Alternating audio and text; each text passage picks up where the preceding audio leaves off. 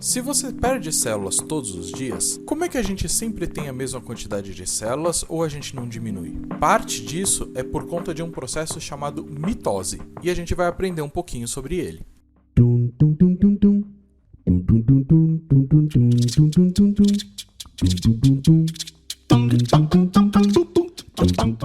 Bem-vindo, alunos e curiosos de plantão. O meu nome é Tarek e hoje a gente vai falar um pouquinho sobre um processo chamado mitose. Mas antes de começar o vídeo, um recadinho importante para vocês. Abrimos o Apoia-se aqui do canal. Nele você vai poder nos ajudar a manter o canal com a melhor qualidade possível, além de ter direito a uma série de benefícios como PowerPoints das aulas do canal, resumos, cronogramas de estudo e várias outras coisinhas que estarão listadas aqui na descrição do vídeo. Depois dá uma olhadinha e, se puder, nos apoie, é muito importante pra gente. Agora, sem mais enrolação, vamos pro vídeo. Esse processo é um processo de divisão celular, aonde uma célula forma duas outras células com a mesma composição genética da primeira, mantendo assim inalterada a composição e o teor do DNA característico daquela célula. Esse processo ele é comum a todos os seres vivos, animais, plantas e afins, e até organismos unicelulares. Em alguns seres vivos unicelulares, ela pode ser o principal papel de reprodução, a chamada reprodução assexuada. A mitose é dividida em 4 fases. A primeira fase é a fase prófase. Na prófase, acontece o início da mitose, aonde uma célula diploide, ou seja, 2N, tem o seu centrosomo e o seu cromossomo duplicados. Na prófase, os cromossomos começam a se condensar, tornando-os visíveis a microscópio óptico. Cada cromossomo é constituído por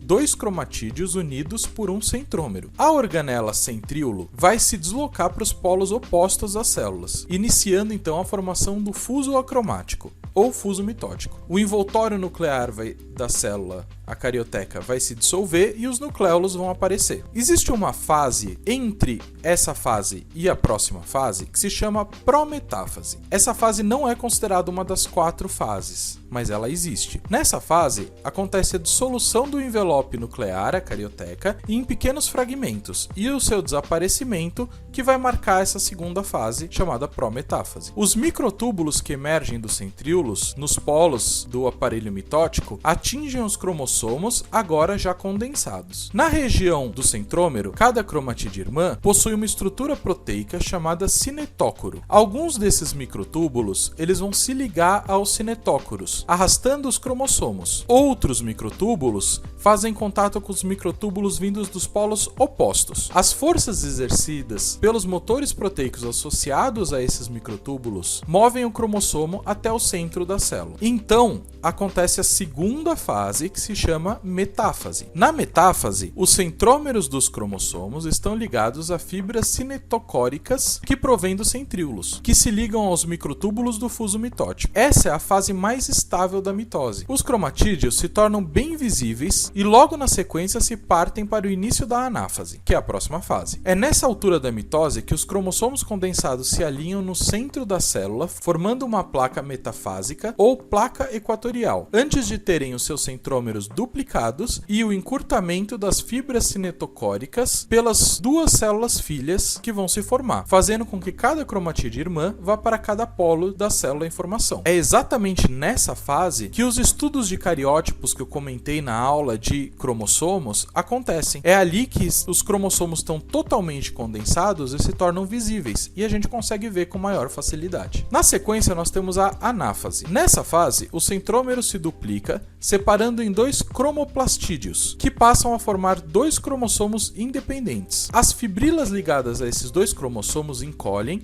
o que faz com que eles se afastem e migrem para os polos opostos das células. Dessa forma, ambos os polos vão ter o mesmo número de cromossomos e o mesmo conteúdo genético igual ao da célula que originou todo esse processo. Por fim, nós temos a telófase, onde os cromossomos se descondensam, os cromossomos filhos estão presentes nos 2 lados das células e uma nova membrana membrana nuclear se forma ao redor de cada conjunto cromossômico. Com a descondensação, os cromossomos retornam à atividade, voltando a produzir RNA e os nucleolos aparecem. Durante a telófase, os cromossomos descondensam, tornando-se menos visíveis. E uma vez que a carioteca vai reaparecer, o fuso acromático vai se parecer e por fim vai estar concluída a cariocinese.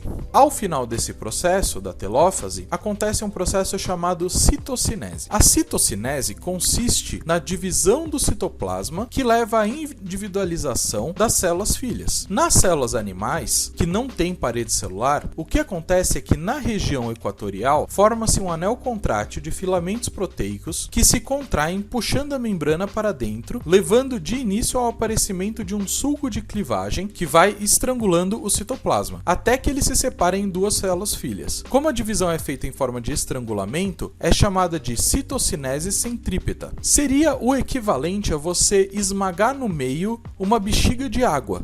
Só para vocês terem essa relação. Agora, nas células vegetais, que têm parede celular, como a parede celular não permite esse estrangulamento, existe um conjunto de vesículas que vêm do complexo de Golgi e elas vão se alinhar na região equatorial. Dessa forma, elas vão se fundir à membrana plasmática, o que leva à formação de uma lamela entre as duas células filhas. Posteriormente, ocorre a formação das paredes celulares de cada nova célula filha, da parte central para a periferia. Como a citocinese é feita de dentro para fora, a gente chama de citocinese centrífuga. Vale ressaltar que esse não é o único tipo de divisão celular. Existe um outro tipo que se chama meiose, mas a meiose vai acontecer em um período específico da célula. E eu vou comentar na próxima aula sobre isso. Eu espero que vocês tenham gostado do vídeo. Não se esqueçam de curtir e compartilhar. E lembrem-se que toda semana temos um novo vídeo para você saber um pouco mais sobre a biologia. Então se inscreve no canal e ativa o sininho